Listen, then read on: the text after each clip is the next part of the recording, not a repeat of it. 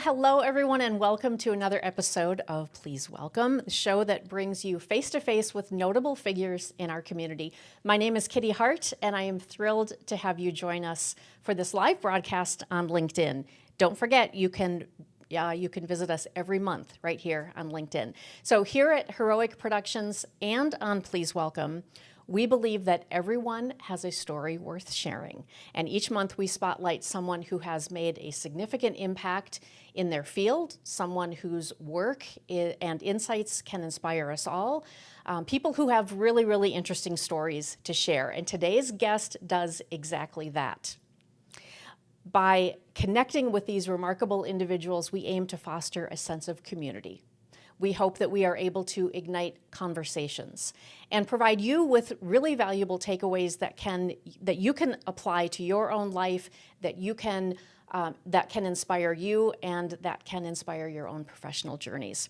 So please welcome our guest today, Georgia Ford. I'm so excited. Thank you. About having a conversation with you. So I'm excited to be here. Let me brag on you a little bit. Okay, you deserve a thorough and professional introduction. You are powerhouse in media.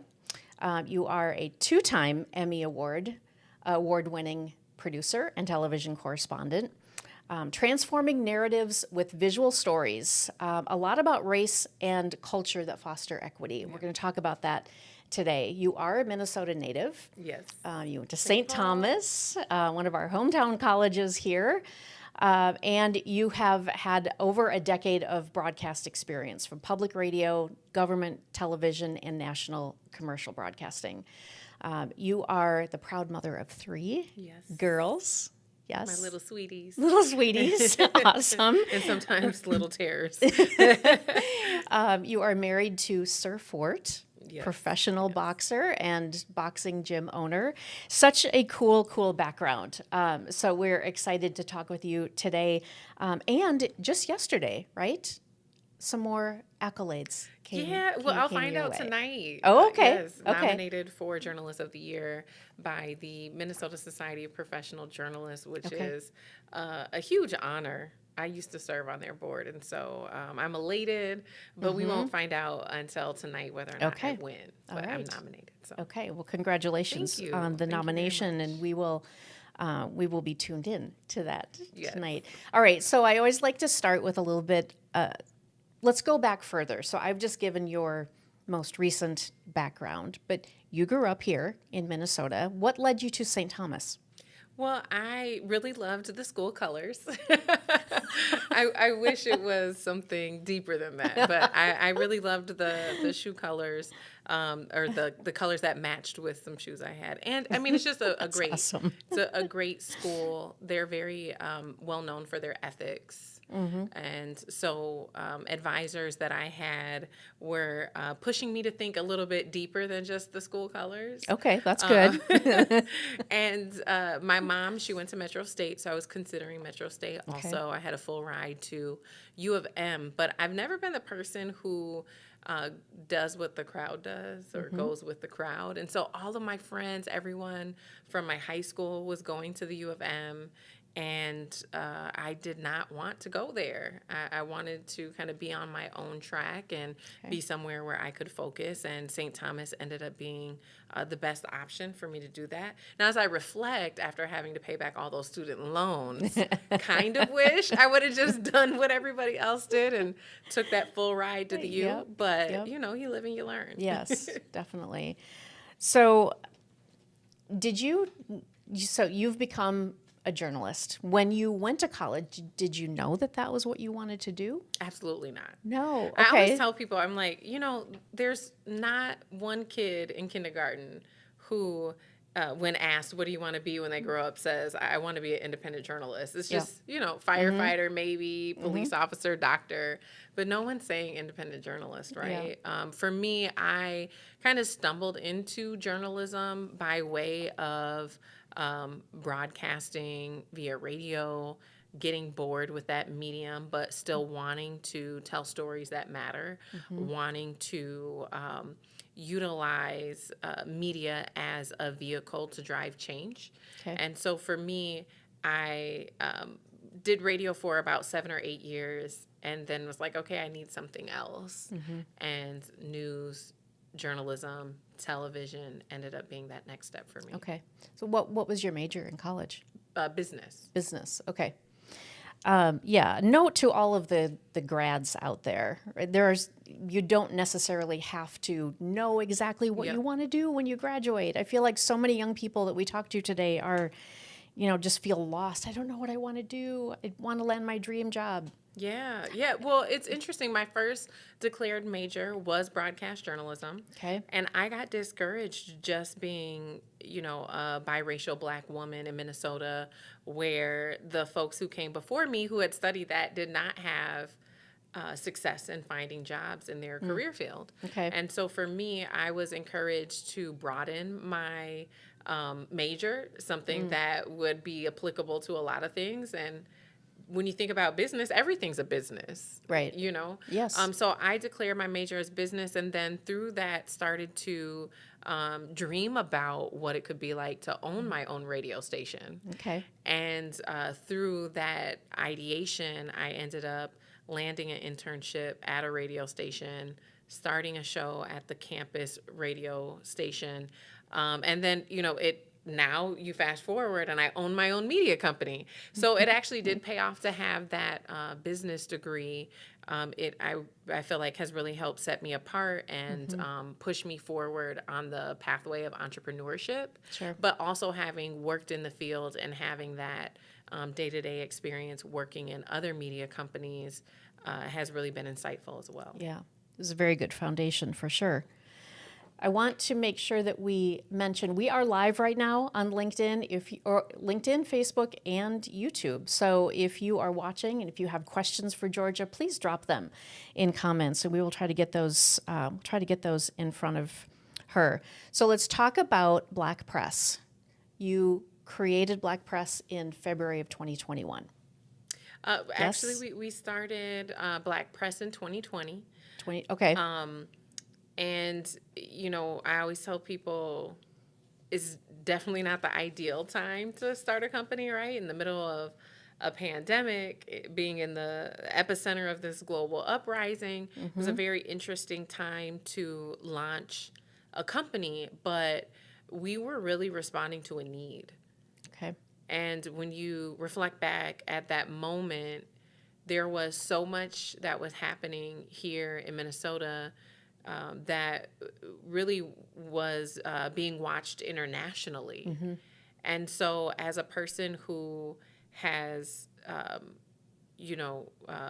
just told a lot of stories, I just felt like what I was seeing reflected in the media in that time did not accurately portray what I was experiencing being here on the ground. Okay. And so Black Press was birthed out of filling that need, filling that gap, amplifying the voices of the people who are from here, who were being misrepresented by the media. Yeah. So where can people find your broadcasts? So we publish a weekly news program that airs on the CW Twin Cities Saturdays at 11. We produce that seasonally, so we're actually out of season right now. We just finished season 3. And then they can go to blackpress.com, or they can follow any of my social media channels at By Georgia Ford. Okay. And the series is called Here's the Truth, correct? Yep. Okay. So Here's the Truth with Georgia Ford is what they would probably want to search to find you. Yep. Yeah. So what's the future for Here's the Truth? What are the goals? Where do you see this going in the next 5 years or so? Yeah, well, as a business owner, one of the things I think a lot about is the needs. What is the current landscape in media, and where are the gaps? And how can our company stand in some of those gaps in a way that's authentic to our mission, that's authentic to our values and who we are? And so we've been doing a lot of strategic planning around the need for national news for diverse communities. Okay. And thinking about what that could look like and assessing what has been done before that's worked and what has been done before that didn't work and why hasn't it. And so, I'd love to be more specific, but I would probably have to make you sign an NDA. Yeah. So I'll just leave it at that. Okay. Well, we're excited to see what comes. It's not very often that you get to talk to someone who has created their own media company. Yeah. Wouldn't even know. Maybe some people would be interested in knowing how exactly do you go about doing that? What challenges did you face? Oh man, where do I start? That's a loaded question. You know, what really paved the way for me to be able to have the type of success that I have right now with my media company was being a multimedia journalist. I always tell people it's just a fancy title for a reporter with her own camera. You're really, the bottom man or bottom woman in a newsroom as an MMJ. But you really got your work cut out for you because every single day you're showing up, you're either pitching stories or you're being assigned a story, you're going out, you're filming it, sometimes multiple interviews in a day. You're like writing your script in your head as you're driving back to the newsroom so that it can be approved, so that you can edit your package, so that you can get it uploaded into the system.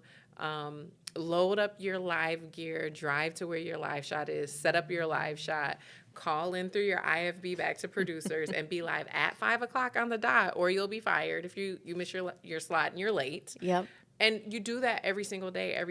And so I think sometimes when we watch television news, we are, we admire the people we see and the way they look and how well spoken they are and those things. But a lot of people don't know the grind that goes into making the news happen every day. Yeah. And being a person who did that every day, and who was a leader in my newsroom and who had exclusive stories, enterprise reporting, who, was able to be top of the newscast consistently as a young emerging reporter, right? Like those were the things that I brought to my company. That was the same hustle and grind that I brought to Black Press when we started.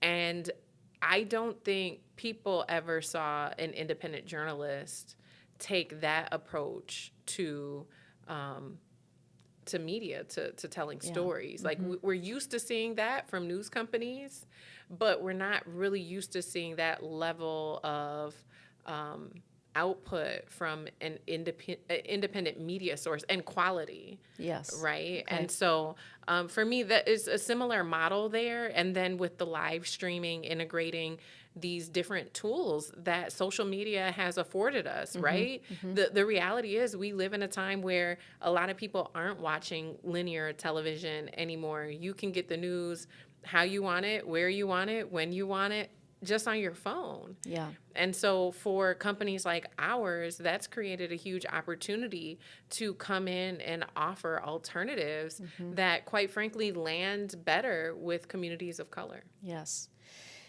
It's been interesting to watch the media landscape change over the last few decades. And it's, way back, the media was supposed to be unbiased.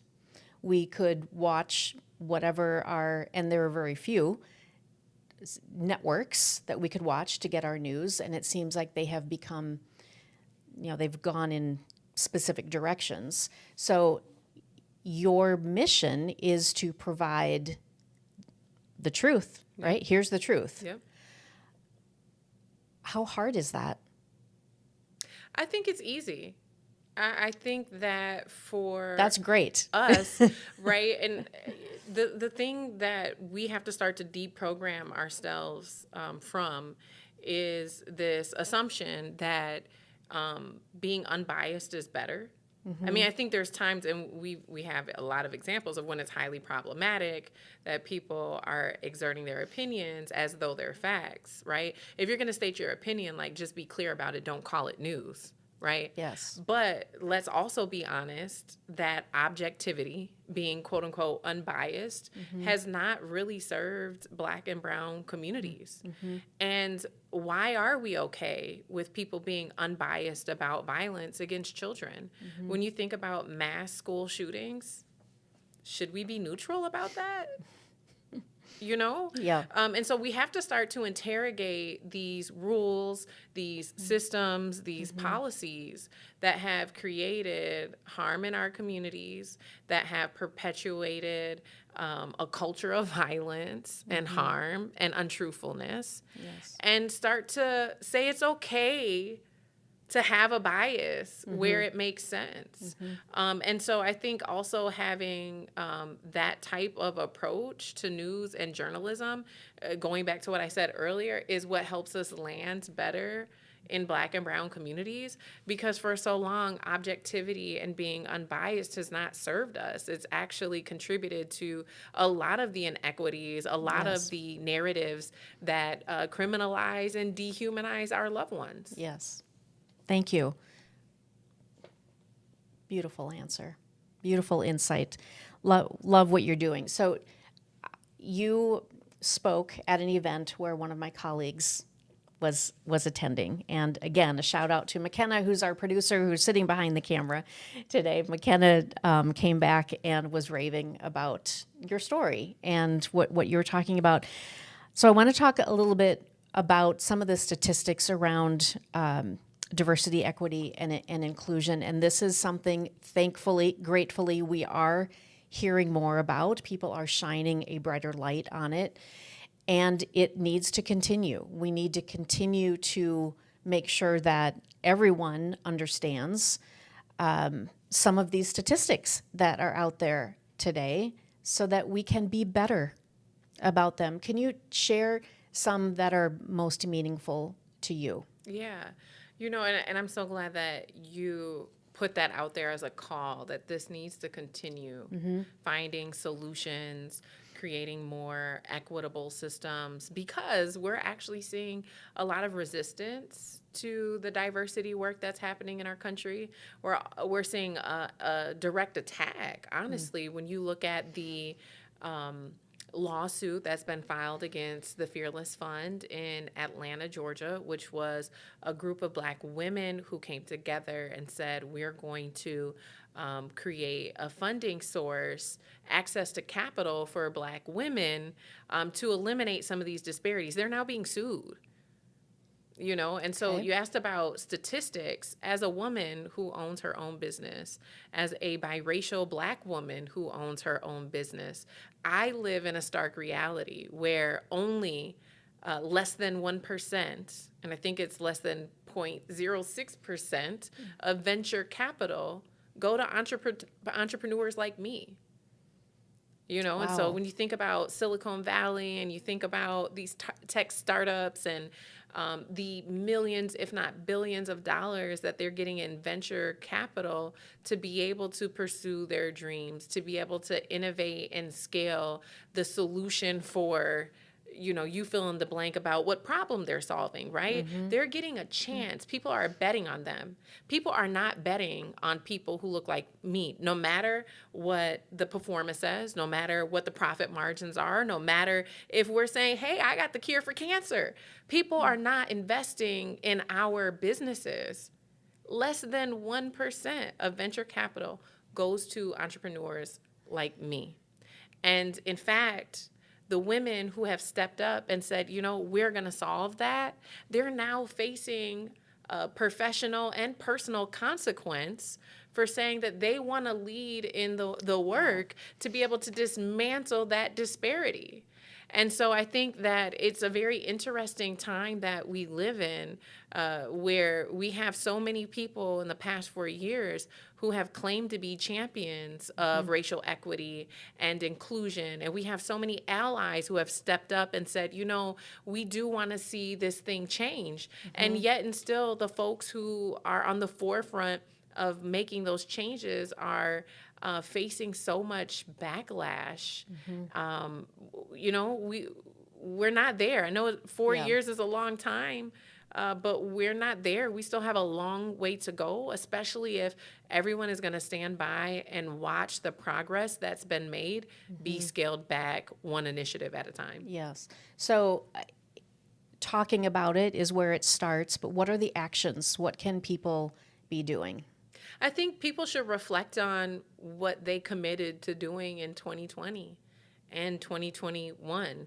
We as a nation, and honestly, globally, we were at this moment where I feel like we got very serious and real about who we are as a people and the discrimination that has happened and the privilege that's been afforded to others. And a lot of people, I'd like to say the majority of folks, made a commitment to do something, even corporations. And so I think that it is a great time for folks to reflect back on the commitments that they made and ask themselves, honestly, have you fulfilled that commitment? Have you made good on your promise? Have you been a person of your word?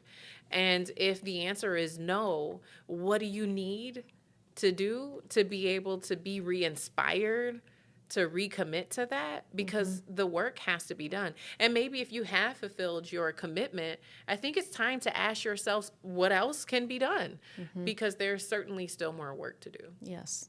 Yes. For a long time. What is a normal day for you? Oh, it just depends. Are the kids in school? Are they with dad? Okay, so it's summer now. So kids are out of school. What does the summer look like Chaos. for you? Yeah. Total chaos. We did not plan well for summer activities, but we did just get them into a summer program. So thank the Lord. Today was a little less chaos. But I have 3 children, and so I'm a mother first and a wife first. Making sure that my children are set and prepared for their day. And then my work has evolved a lot. 4 years ago, my top priority was, what is the big story this week? What is the big story today? And making sure that I'm doing everything I can to get that information out to the community.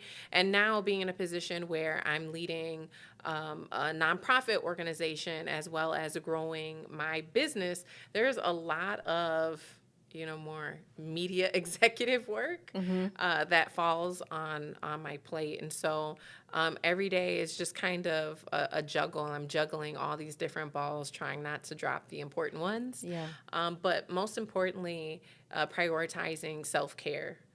In 2020, 2021, and even 2022, there was such a huge sacrifice of self to be able to get the company going and to be able to serve the community. Yeah. And so now I'm at a place where I am recalibrating and reprioritizing taking care of myself. Because if we don't do that, how can you do the work?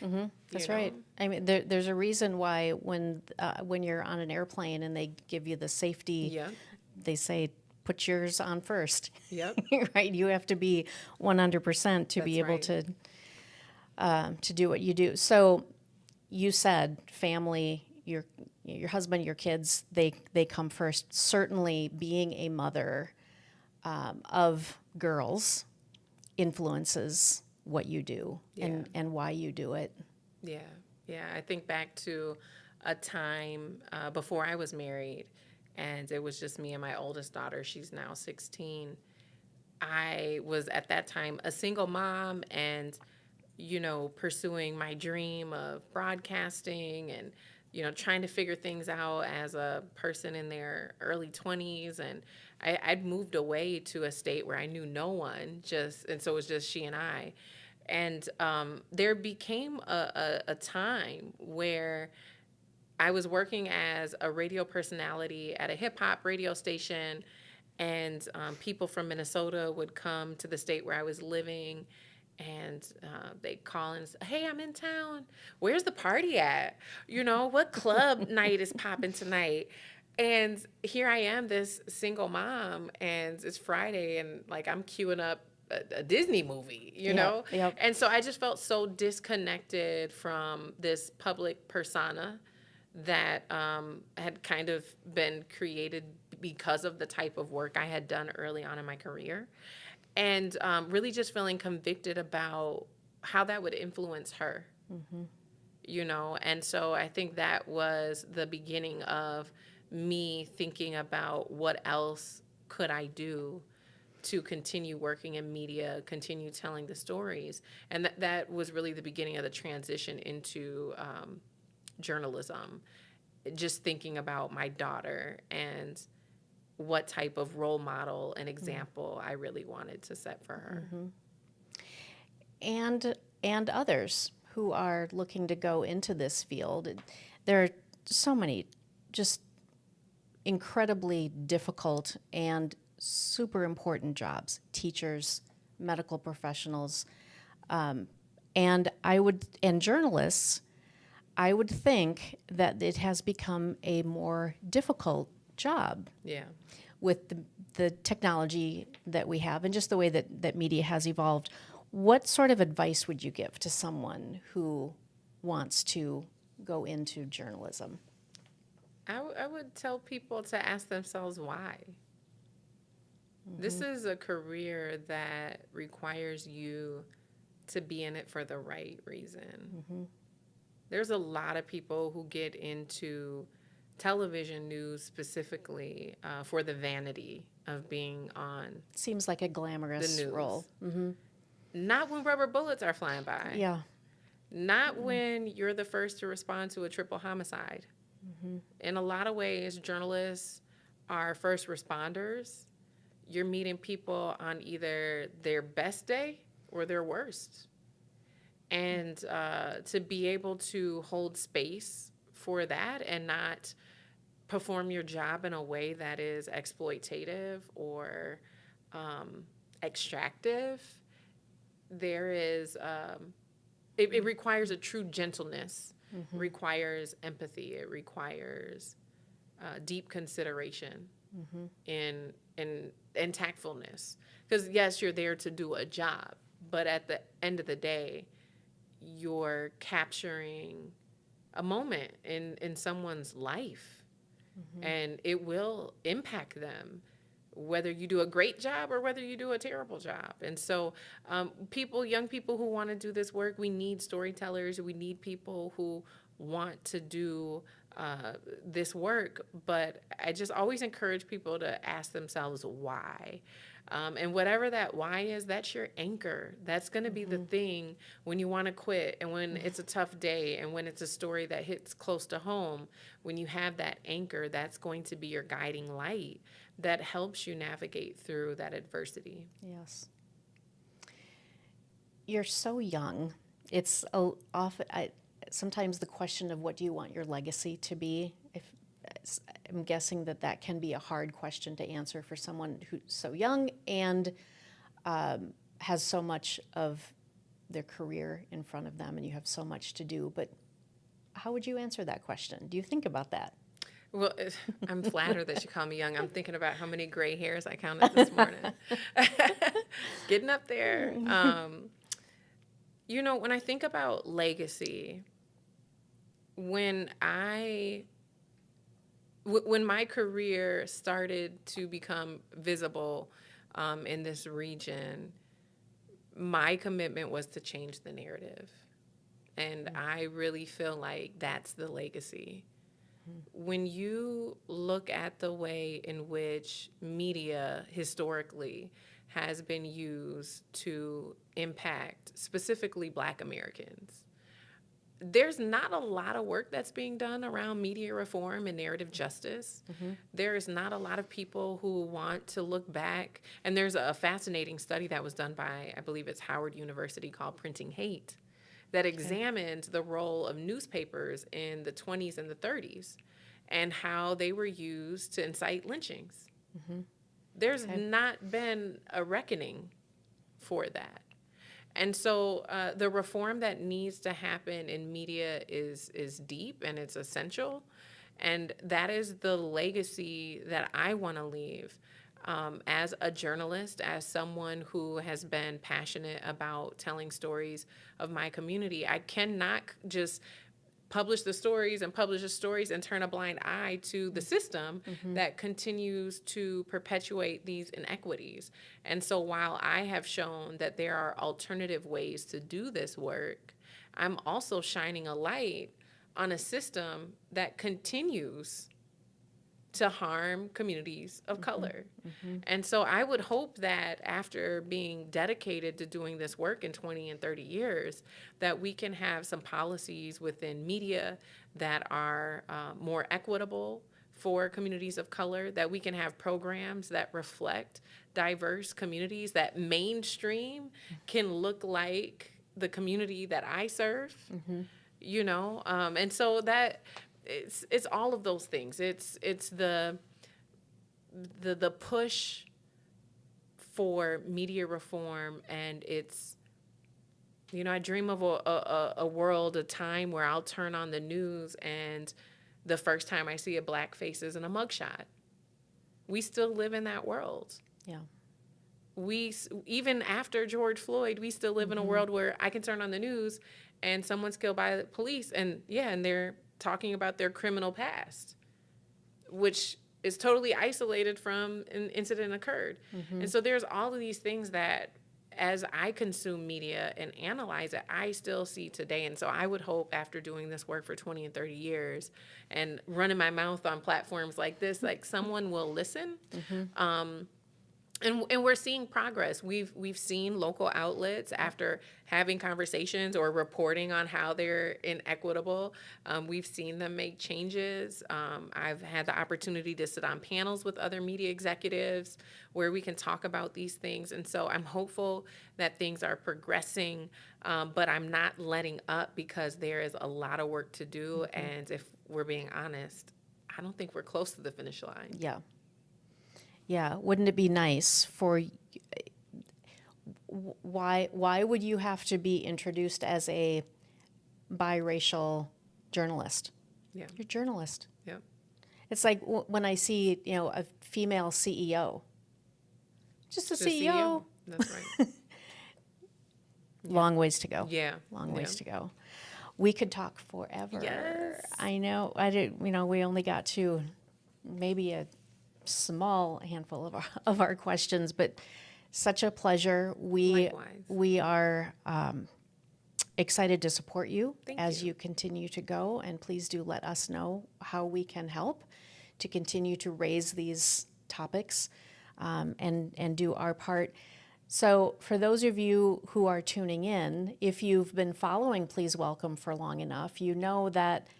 So we are a corporate event production company, and yet the guests that we have here aren't always related to meetings and events. We want to share these stories. That's why we do this. I mentioned that at the beginning of our time together. You are doing amazing things in our community. Thank you. And you will go beyond this community as well. Please share Georgia's mission. Tune in. You can find her at Here's the Truth with Georgia Fort. How else could or should people get in touch with you? Where can they connect with you? GeorgiaFort.com or by Georgia Fort on all social platforms. Okay, wonderful. Thank you so Thank much. you, Kitty. Thank This was you. fun. To everyone who's tuned in, thank you so much for being here with us on a monthly basis. We'll be back next month. Stay tuned to Heroic Productions, heroic-productions.com. Get on our newsletter, and then you will be updated on when our next events will be happening. All right.